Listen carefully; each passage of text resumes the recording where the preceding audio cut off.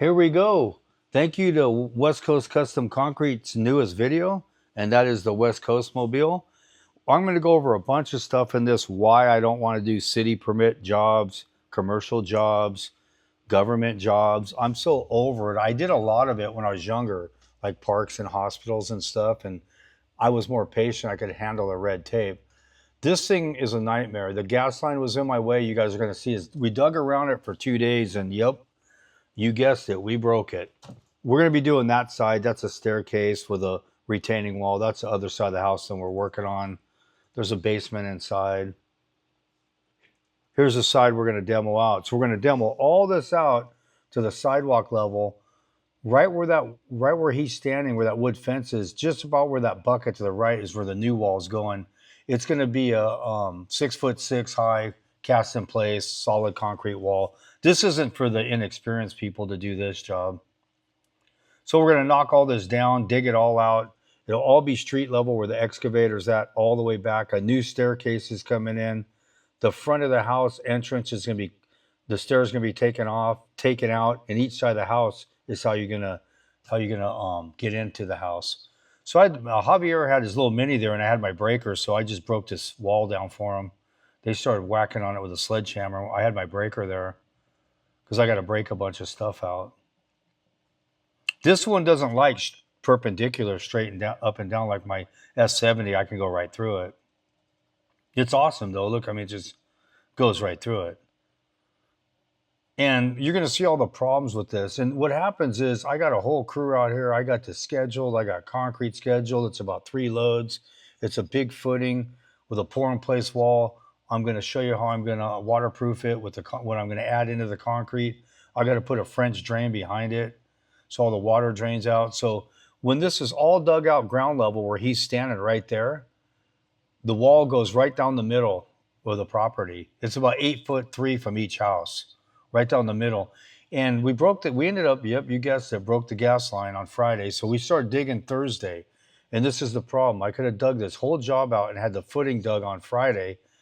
Started putting this, get compaction inspection, put the rebar in, pump the wall and the footing, be an amazing video. We're in Hermosa Beach, but nope, broke the gas line.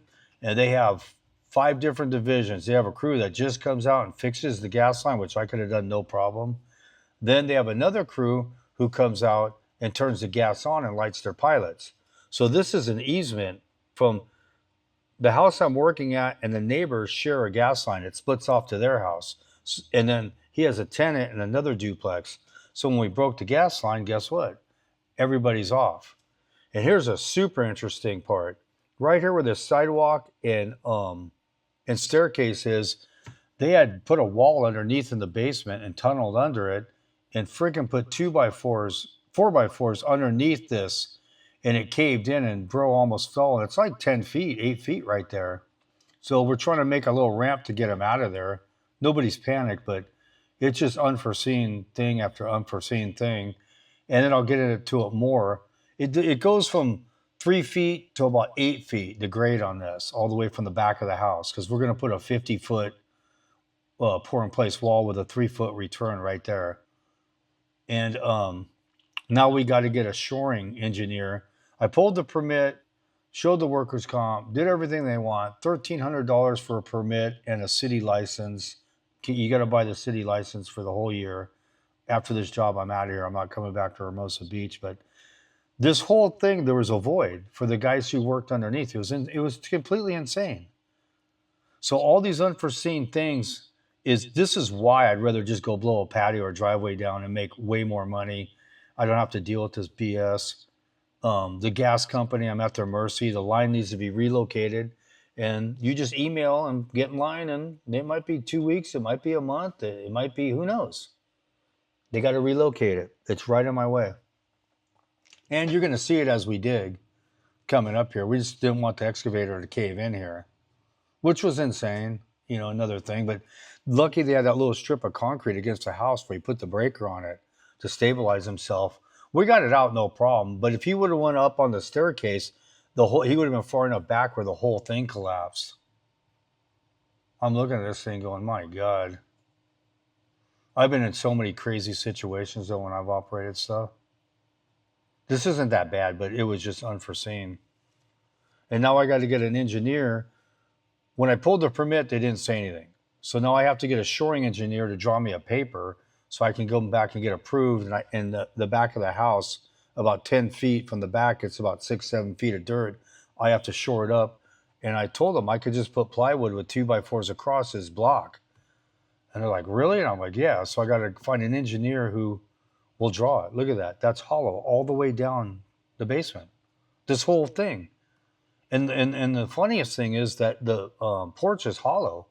It's just like 6 inches around the perimeter the way they poured it. They sandbagged it. They put 4x4. That's holding it up. So we got to break all this out and dig it all out still. So it completely, between the gas line slowing me down and it's directly in my way. When we expose it here, you'll see it cost me thousands to do. I had to do it by hand with wheelbarrows. And I almost got to get the coveted stand on, the MT100. I almost rent one because I could have fit under the gas line with it. And it has tracks, and this is full beach sand. We took the mini S70 into the sand there. I could have got plywood and went straight in, straight out and done it way faster, but we couldn't get the gas line up high enough. And then when they came and fixed it, they put a little bit more slack in it. But after I broke it, I was like, nah, let's just wheel it. And these guys were just knocking it out. I mean, we got it done in a couple hours, a couple of 10-wheelers, because it's literally just sand. So when you go up on top and push down with a shovel, the whole ledge caves in. See that? We're going to dig this 2x4 or plywood out of there that they shorted up with. It's nuts. I mean, everybody on this street is watching us. The permit's up on the window, so there's nothing they can say. I'm going to have to take this fence down, and they were complaining, and I got to put it back because I got to over-X the footing because I got to put the French drain in on the neighbor's side. So all the water just sits there and all their dirt saturated. So I'm trying to explain to them this is a benefit for them because I can put I have to put the French drain in on their side because this side's going to be all concrete. There's our beautiful gas line. And there's what we're dealing with. All that has to come out to sidewalk level, all level, because there's all going to be a new staircase in there once I put the wall in. We got some tight quarters. So we basically just tried to keep going and stockpile. We were going to dig underneath, tunnel underneath it, where the little mini or the stand-on can go underneath it. That's the gas line right there, and then it comes right down the sidewalk, right almost on our property line on our pin, and it tees off into the neighbor's house. This house is 1928, just about 100 years. Call it 100 years. Here's our gas line problem. We did this for 6-7 hours on Thursday, came back Friday. One of the wheelbarrows clipped it and broke it. Gas company came out, fixed the line, and we're just waiting for the relocation. I could do the basement or the other side, but I just shut it down because I want to do one thing at a time. I mean, this is basically a $100,000 wall. I lost money on it on the fact that gas line slowed me down. A couple days labor, and then I had to use guys and no machines.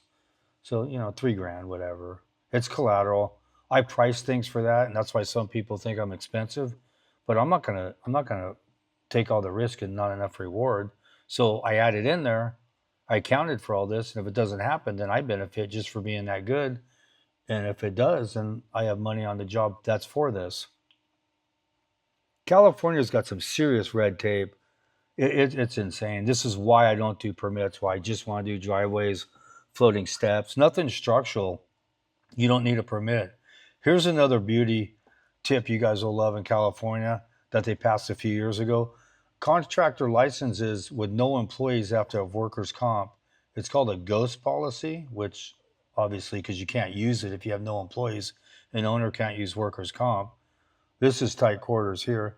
And it costs about $3,000 a year. And you got to find a company that'll do a ghost policy if you don't have any employees. There we go. We dug that all the way down, exposed the gas line. I mean, dude, this is why it's $100,000. It's a 50-foot wall, 6'6". It steps up with the property, 3-foot return down below. West Coast can do all this stuff blindfolded. Like 12 people tried to bid this. Right away, he said, I want a turnkey. That's you. I mean, It's pretty obvious from the videos I do. There's my office right there. I brought my e-bikes. We went for a ride. We're in Hermosa Beach, Manhattan. The beach just north, a minute away, is one of my favorite beaches you'll ever see. I absolutely love the place. That's the street. It's tight. Thank you very much for watching. Next one will be the pour and the footing.